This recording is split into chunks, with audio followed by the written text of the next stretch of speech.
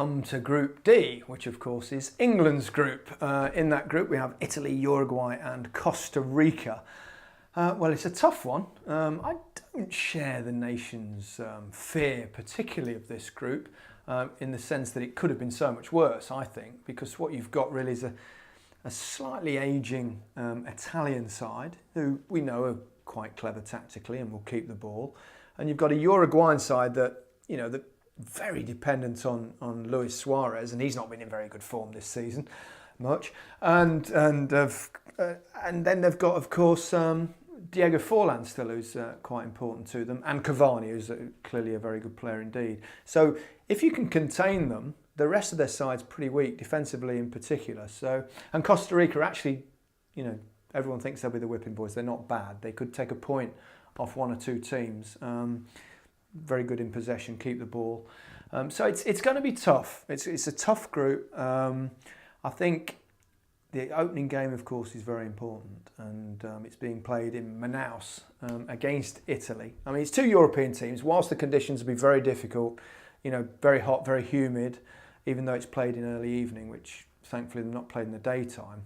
I remember Mexico, we had similar conditions back in '86, and we played in Monterrey, which was moderate altitude, but the heat, it was over 40 degrees centigrade every day. And because of the TV times, we played two of the games, I think, at 12 and one at 4, or it might have been 2 at 4 and 1 at 12.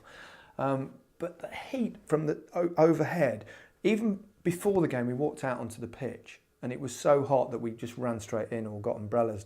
It was the most difficult conditions I've ever played in my life. Added to the fact that the grass was that long and the pitch was really, really bumpy. And there was no one in the stadium. So you wait a quarter of a century to play in a World Cup, realise your dream, and it's like playing amateur football. It was a bit of a letdown, although it did change when we got to Azteca, although the pitch was useless there as well. But the conditions, it's difficult. It's difficult for English players more than anyone because, let's be honest, we're not masters of possession.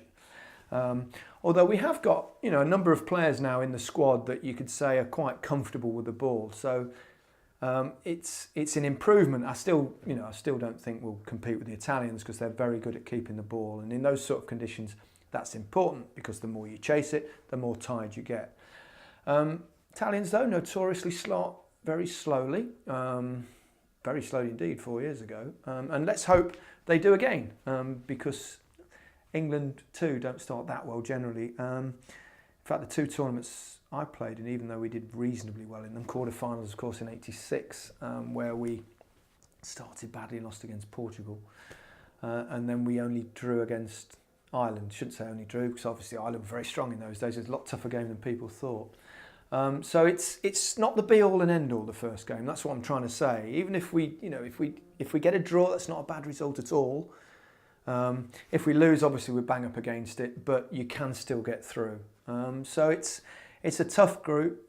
Uruguay are there as well, but I just feel that both Italy and Uruguay are slightly past their sell-by dates, and therefore I think England will go through. I'm pretty confident, and I'm just not quite sure whether it be Italy or Uruguay that goes through with them, but I'll go for Italy.